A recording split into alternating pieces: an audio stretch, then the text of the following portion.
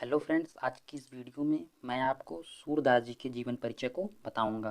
Friends, अगर आज आप ये वीडियो को पूरा देख लेते हैं तो आप किसी का भी जीवन परिचय बहुत ही आसानी से लिख लेंगे। ठीक है फ्रेंड्स, अगर आप भी चैनल पर पहली बार विजिट किए हैं तो प्लीज़ चैनल को सब्सक्राइब कर दें और इस वीडियो को लाइक कर दें और इस वीडियो को अपने सभी फ्रेंड्स के पास ज़रूर से ज़रूर शेयर कर दें। तो चलिए फ्रेंड्स, अब हम अपने इस वीडियो को शुरू करते हैं और मैं आपको बताता हूँ कि हमें सूरदास जी का जीवन परिचय बोर्ड परीक्षा में कैसे लिखना है। ठीक है फ्रेंड्स, अगर आप इस प्रकार से किसी का भी जीवन परिचय लिखते हैं तो समझ लीजिए कि आपका पूरा नंबर आपको दिया जाएगा।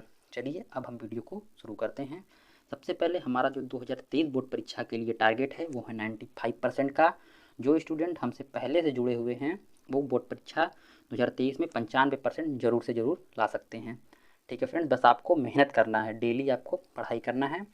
चलिए अब हम शुरू करते हैं। सबसे पहले देखिए क्या है, सूरदास जी का जन्म 1478 ईस्वी में आगरा मथुरा मार्ग पर स्थित रुनकता नामक ग्राम में हुआ था। देखिए हमारा जो सबसे पहला इसमें देखिए टॉपिक है या फिर हेडिंग बोल सकते हैं आप या फिर उसको पॉइंट बोल सकते हैं, कुछ भी आप बोलिए कि जो सूरदास जी थे उनका पहले आपको जन्म लिखना है। तो सूरदास जी का जन्म कितना में हुआ था? 1478 ईस्वी में हुआ था।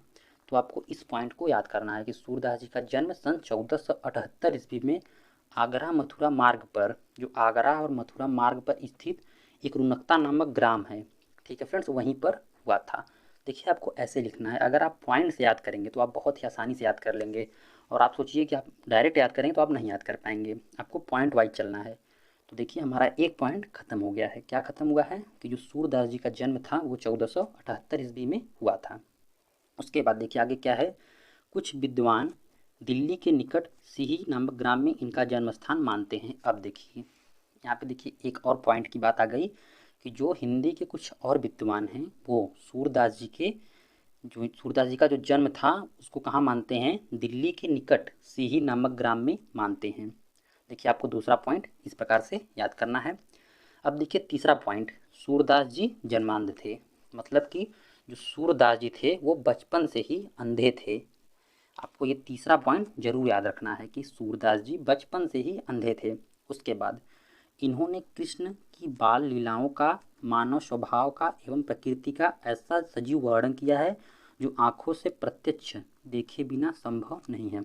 चौथा पॉइंट देखिए क्या है, इन्होंने कृष्ण की बाल लीला, जो सूरदास जी हैं उन्होंने कृष्ण की बाल लीला, उसके बाद मानव स्वभाव और प्रकृति का ऐसा वर्णन कर दिया है जिसको आंखों से प्रत्यक्ष देखे बिना संभव नहीं है। ये ऐसा क्यों लिखा गया है कि ये जन्मांध थे, इसलिए ये लिखा गया है कि वो प्रत्यक्ष देखे बिना संभव नहीं है।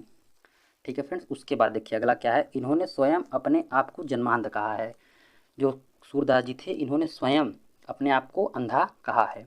उसके बाद सूरदास जी की रुचि बचपन से ही भगवत भक्ति के गायन में थी। अब देखिए सबका किसी न किसी चीज़ में रुचि होता है, तो जो सूरदास जी थे उनकी रुचि किस में थी? बचपन से ही भगवत भक्ति यानी भगवान के भक्ति गायन में थी। वो बचपन से ही भगवान की भक्ति भजन किया करते थे। एक पॉइंट आपको ये याद रखना है कि जो सूरदास जी थे वो बचपन से ही भगवान की भक्ति किया करते थे। आपको अपने शब्दों में लिखना है। ठीक है फ्रेंड्स, बस आप अगर पॉइंट याद रखेंगे तो आप अपने शब्दों में ज़रूर से ज़रूर लिख लेंगे। उसके बाद देखिए इनके भक्ति का एक पद सुनकर, अब देखिए ये भक्ति, पहले देखिए यहाँ पे गायन करते थे तो इसके बाद यहाँ पे क्या लिखा गया है, एक मिनट, हाँ, इनके भक्ति का एक पद सुनकर पुष्ट मार्ग के संस्थापक महाप्रभु वल्लभाचार्य ने इन्हें अपना शिष्य बना लिया। अब देखिए अगला पॉइंट क्या है, इनका एक भक्ति पद सुनकर जो पुष्ट मार्ग के संस्थापक हैं वल्लभाचार्य, ठीक है फ्रेंड्स, इन्होंने इनको अपना शिष्य बना लिया। किसको शिष्य बना लिया? सूरदास जी को अपना शिष्य बना लिया। कौन बना लिया? वल्लभाचार्य ने। आपको एक पॉइंट और मिल गया कि जो सूरदास जी के गुरु थे वो कौन थे? वल्लभाचार्य जी थे। देखिए आपको पॉइंट ऐसे याद करना है। उसके बाद देखिए श्रीनाथ जी के मंदिर में कीर्तन का कार्य सौंप दिया। अब देखिए जो वल्लभाचार्य जी थे उन्होंने सूरदास जी को एक काम दिया। कौन सा काम दिया? कीर्तन करने का। कहाँ पर कर दिया? श्रीनाथ जी के मंदिर में। देखिए आपको ऐसे पॉइंट याद रखना है कि जो वल्लभाचार्य जी थे उन्होंने श्री कृष्ण को एक कार्य सौंपा था। कौन सा कार्य सौंपा था? कीर्तन करने का। कहाँ पे? श्रीनाथ जी के मंदिर में। तो आपको ऐसे पॉइंट को याद रखना है। उसके बाद अगला देखिए, वल्लभाचार्य के पुत्र विट्ठलनाथ ने, अब देखिए वल्लभाचार्य जो थे उनके पुत्र थे, कौन उनके पुत्र थे? विट्ठलनाथ। आपको देखिए यहाँ पे एक और पॉइंट मिला, तो आपको पॉइंट को याद रखना है, ठीक है फ्रेंड्स। उसके बाद विट्ठलनाथ ने अष्टछाप नाम से 8 कृष्ण भक्त कवियों को संगठन किया। देखिए, जो वल्लभाचार्य के पुत्र विट्ठलनाथ थे उन्होंने अष्टछाप नाम से 8 कृष्ण भक्त कवियों का संगठन किया। उसके बाद सूरदास जी उसमें श्रेष्ठ थे। अब देखिए एक पॉइंट आपको और मिला, जो उन 8 कवियों में से सबसे सर्वश्रेष्ठ थे वो कौन थे? सूरदास जी वहाँ पे सबसे सर्वश्रेष्ठ थे। तो आपको यहाँ पे याद रखना है।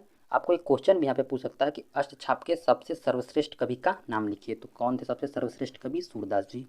देखिए आपको यहाँ से भी क्वेश्चन आपका एक मिल जा रहा है, तो आपको पूरे पॉइंट के साथ इसको पढ़ना है।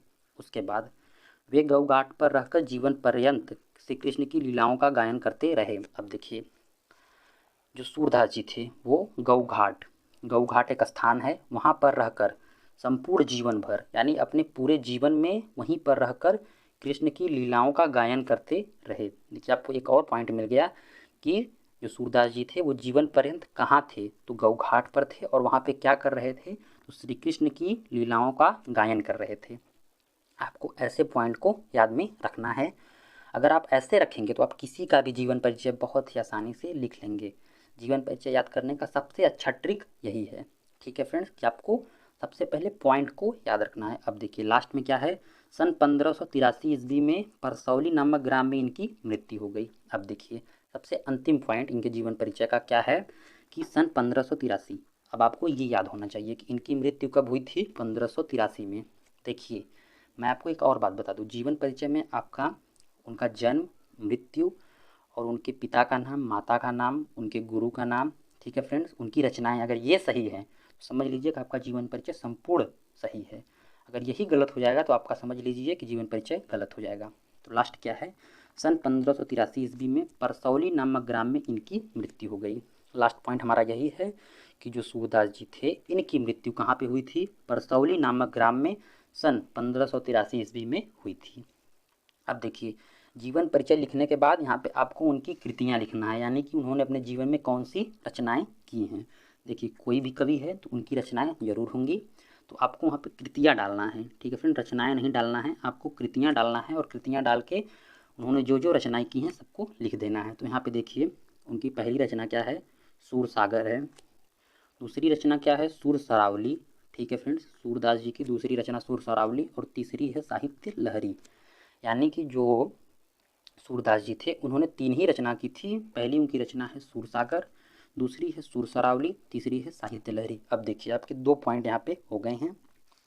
अब आपका सबसे अंतिम पॉइंट क्या है? साहित्य में स्थान। किसका साहित्य में स्थान? जो सूरदास जी थे उनका साहित्य में इस टाइम क्या स्थान है, आपको वो लिखना है। तो देखिए भक्त कवि सूरदास जी, देखिए सूरदास जी कृष्ण जी के भक्त हैं, तो यहाँ पे इनको क्या कहा गया है? भक्त कवि। सूरदास जी का स्थान साहित्य में सूर्य के समान ही है। क्या कहा गया है कि जो सूरदास जी हैं इनका साहित्य में स्थान कैसा है? सूर्य के समान है, ठीक है फ्रेंड। आपको इस प्रकार से किसी का भी जीवन परिचय ऐसे लिखना है। सबसे पहले उनका जीवन परिचय लिखना है, उसके बाद उनकी कृतियाँ लिखना है, फिर साहित्य में स्थान लिखना है। अगर आप ऐसे जीवन परिचय लिखेंगे तो आपको बोर्ड परीक्षा में पूरा का पूरा नंबर दिया जाएगा। फ्रेंड्स आशा करता हूँ कि आज का वीडियो आपको पसंद आया है। अगर वीडियो आपको पसंद आया है तो प्लीज़ वीडियो को लाइक कर दें और चैनल को सब्सक्राइब कर दें। हम मिलते हैं आपसे अगले वीडियो में, तब तक के लिए जय हिंद, जय भारत।